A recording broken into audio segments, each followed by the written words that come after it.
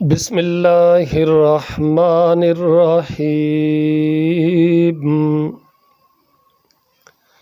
بنی اسرائیل میں سے ان لوگوں پر جنہوں نے کفر کیا داؤد اور عیسیٰ ابن مریم کی زبان سے لعنت کی گئی ہے۔ یہ اس وجہ سے ہے کہ انہوں نے نافرمانی کی اور وہ حد سے گزر جاتے تھے۔ وہ ایک دوسرے کو اس برائی سے منع نہیں کرتے تھے جس کو وہ کر لیتے تھے، یقیناً بہت ہی برا ہے جو وہ کر رہے تھے۔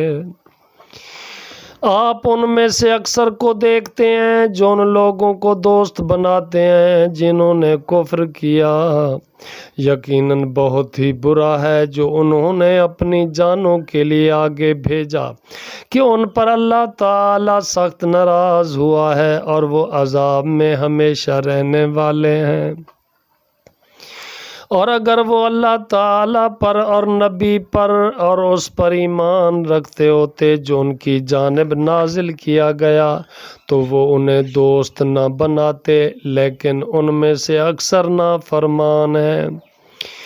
آپ بلا شبہ ان لوگوں کی دشمنی میں جو ایمان لائے سب سے سخت یہود کو پاؤ گے اور ان لوگوں کو جنہوں نے شرک کیا، اور یقیناً آپ ان سب سے دوستی میں زیادہ قریب ان لوگوں سے جو ایمان لائے ان لوگوں کو پاؤ گے جنہوں نے کہا کہ یقیناً ہم نصارا ہیں۔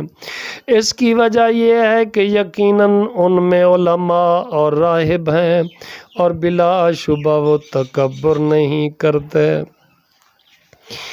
اور جب وہ سنتے ہیں جو رسول کی طرف نازل کیا گیا تو آپ دیکھتے ہیں کہ ان کی آنکھیں آنسوؤں سے بہہ رہی ہوتی ہیں، اس وجہ سے کہ انہوں نے حق کو پہچان لیا ہے۔ وہ کہتے ہیں کہ اے ہمارے رب، ہم ایمان لے آئے، چنانچہ ہمارا نام گواہی دینے والوں کے ساتھ لکھ لے۔ اور ہمیں کیا ہے کہ اللہ تعالیٰ پر اور اس حق پر ہم ایمان نہ لائیں جو ہمارے پاس آیا ہے، جبکہ ہم یہ حرص رکھتے ہیں کہ ہمارا رب ہمیں نیک لوگوں کے ساتھ شامل کر لے۔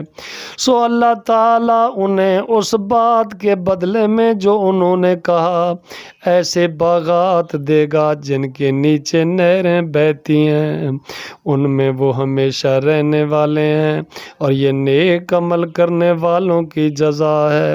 اور جن لوگوں نے کفر کیا اور ہماری آیات کو جھٹلایا وہی لوگ دوزخ والے ہیں۔